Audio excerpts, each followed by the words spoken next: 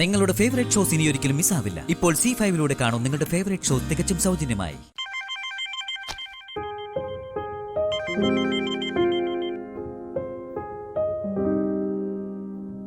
Hello മോനെ.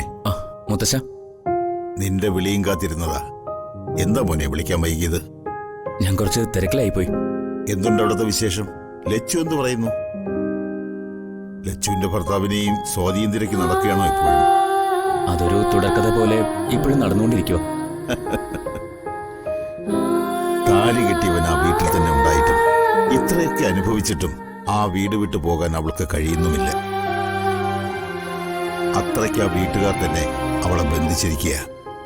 ലച്ചു എനിക്ക് സ്വന്തമാവുന്നുള്ള പ്രതീക്ഷയൊന്നും എനിക്കില്ല മുത്തശ്ശ. പക്ഷേ അവളെ ഉപേക്ഷിച്ചു കളയാനും പറ്റുന്നില്ല. നമ്മൾ എന്ത് ചെയ്യും മോനെ? ഇനി അവളെ ഒരു കര കയറ്റുക എന്നുള്ള ലക്ഷ്യമേ എനിക്കുള്ളൂ. അവളുടെ വലിയൊരു സ്വപ്നം സാക്ഷാത്കരിച്ചു കൊടുക്കണം. അതിനൊരു അവസരം ഒത്തു വന്നിട്ടുണ്ട്. അതിന്റെ പിന്നാലെ നടക്കുമായിരുന്നു ഞാൻ. എന്താ മോനെ കാര്യം?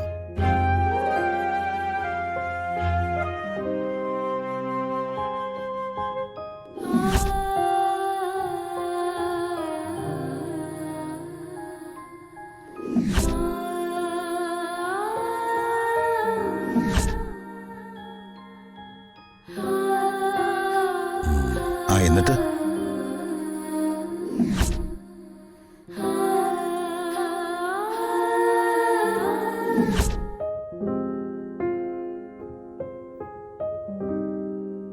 കൊള്ളാം മോനെ.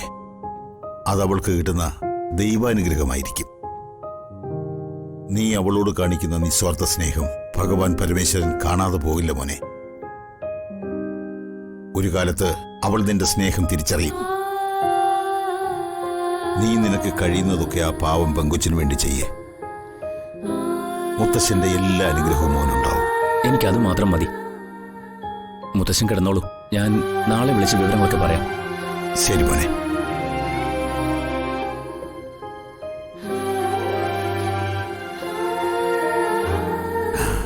ശംഭോ മഹാദേവ.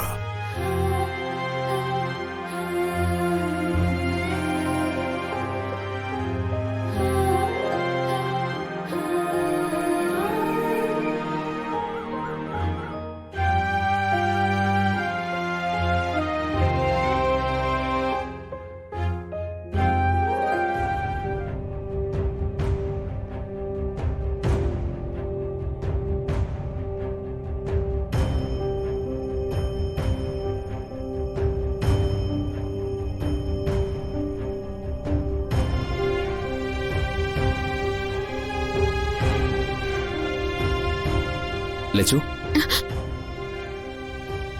എന്താ ഇവിടെ ഇങ്ങനെ ഒറ്റയ്ക്കിരുന്ന് ആലോചിക്കുന്നത്? വീണ്ടും പഠിക്കാൻ പോണെന്ന് നല്ല ആഗ്രഹമായിരുന്നു. ഇപ്പൊ അത് നടക്കുന്ന സമയം വന്നപ്പോ വല്ലാത്ത ടെൻഷൻ പോലെ. ടെൻഷനോ? അതെന്തിനാ? അത് പഠിക്കാനൊക്കെ പോയിട്ട് ഒരുപാട് നാളായില്ലേ. കോളേജ്, പ്രിൻസിപ്പള്, എൻട്രൻസ്, അതെങ്ങനെ എഴുതിയെടുക്കുന്നുള്ളതാ ഇപ്പോഴത്തെ എന്റെ ടെൻഷൻ. അത് പേടിക്കാനൊന്നും ഇല്ലെന്നേ.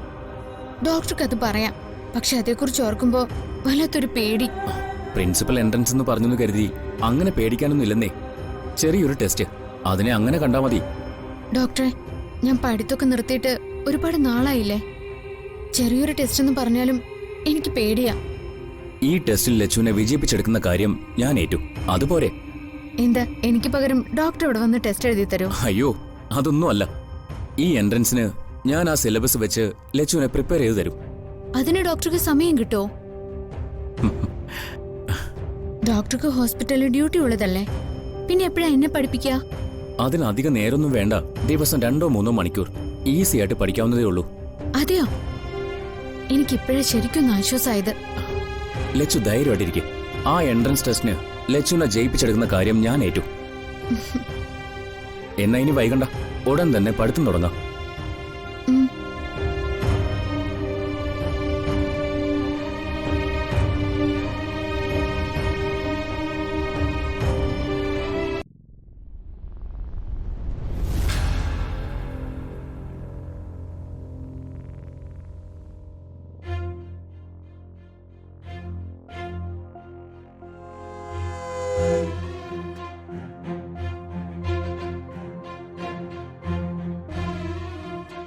എന്താടി എന്താ പറ്റിയേ? എന്താ നിന്റെ മുഖം അല്ലാതിരിക്കുന്നേ?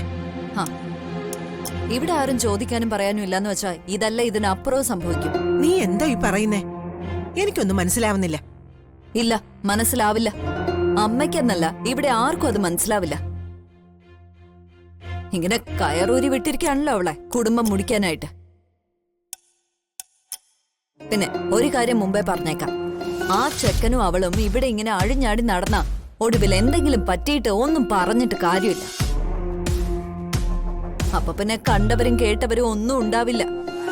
അവര് പൊടിയും തട്ടി അങ്ങ് പോവും. നാണക്കേടെ ഈ കുടുംബത്തിനാവും. അമ്മയും മറുപടി പറയേണ്ടി വരും. അല്ല, നീ കുറെ നേരമായി അങ്ങും ഇങ്ങും തൊടാതെ ഓരോന്ന് പറയുന്നു. എന്നിട്ട് കാര്യം എന്താണെന്ന് നീ വ്യക്തമായിട്ട് പറയുന്നുമില്ല. അമ്മ അവിടെ ബെഡ്റൂമില് അവനും അവളും കൂടെ കൊഞ്ചി കൊഴയുക. ആര്? മറ്റാര്? ഇവിടുത്തെ എടുത്തുചാട്ടക്കാരിയില്ലേ, ലച്ചു. അവളും ആ ഡോക്ടർ എന്ന് പറയുന്നവനും. ആര്? ലച്ചും ഗോവിന്ദവും? അതെ. ബെഡ്റൂമിൽ എന്തോ പുതിയ പഠിത്തം എന്നൊക്കെ പറഞ്ഞ് ആകെ പിടിയും വലിയും കൊഞ്ചലും കുഴയലൊക്കെ തന്നെയാ. വെറുതെ ഞാൻ ആ വഴി ഒന്ന് പോയതാ. ആ രംഗം എന്റെ ഗ്രഹപ്പിഴയ്ക്ക് കണ്ടുപോയി. ശോ, കണ്ടിട്ട് എന്റെ തൊലി പൊളിഞ്ഞുപോയി. ഛേ, നീ വെറുതെ കള്ളം പറയല്ലേ? ഞാൻ എന്തിനു വെറുതെ കള്ളം പറയണം? ഞാൻ ശരിക്കും എന്റെ കണ്ണുകൊണ്ട് കണ്ടതാമേ. ശോ, ഞാൻ എന്തൊക്കെയാ കേൾക്കുന്നേ ഭഗവാനെ. അങ്ങനെയാണെങ്കി ഇത് വച്ച് പൊറപ്പിക്കാൻ പറ്റില്ല. ആ അതെ, അത് തന്നെയാ ഞാനും പറഞ്ഞു. രണ്ടാളും ഒരു മുറിയില്. അത് ഈ കുടുംബത്ത് വേണ്ട. വെറുതെ ഇങ്ങനെ പറയുന്നല്ലാതെ ആ ലച്ചുവിനെയും ഗോവിന്ദനെയും ഇവിടെ ആരെന്ത് പറഞ്ഞു വിലക്കൊന്ന്? ഞാൻ പറയും, അങ്ങനെ അവനെ അവളെയും ആടിപ്പാടി നടക്കാൻ ഞാൻ വിടില്ല. ഞാൻ ചോദിക്കും. അല്ല പിന്നെ ആ വെറുതെ ചോദ്യം ചെയ്ത പോരമ്മേ. രണ്ടിനെയും ഈ വീട്ടിന്ന് അടിച്ചു പുറത്താക്കണം. അവര് രണ്ടാൾക്കും ഇവിടെ എന്താ കാര്യം? അതാ എനിക്ക് മനസ്സിലാവാത്തത്. ഇന്ന് പറ്റിയ അവസരമാ. അമ്മ എന്റെ കൂടെ ഒന്ന് നിന്ന് തന്നാ മാത്രം മതി. ബാക്കി കാര്യം ഞാൻ ഏറ്റു. ഇതൊന്നും എനിക്കത്ര ദഹിക്കുന്ന കാര്യമല്ല. അമ്മേ, അവര് രണ്ടുപേരും മാത്രം ഉള്ളപ്പോ ഒന്നും പറഞ്ഞിട്ട് കാര്യമില്ല.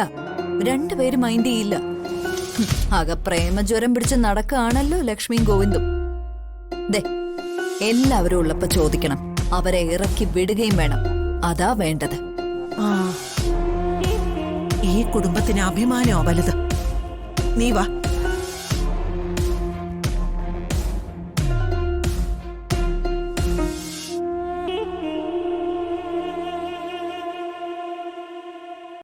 ഡൗൺലോഡ് ചെയ്യൂ C5 ആപ്പ്. കാണൂ എല്ലാ എപ്പിസോഡുകളും സൗജന്യമായി.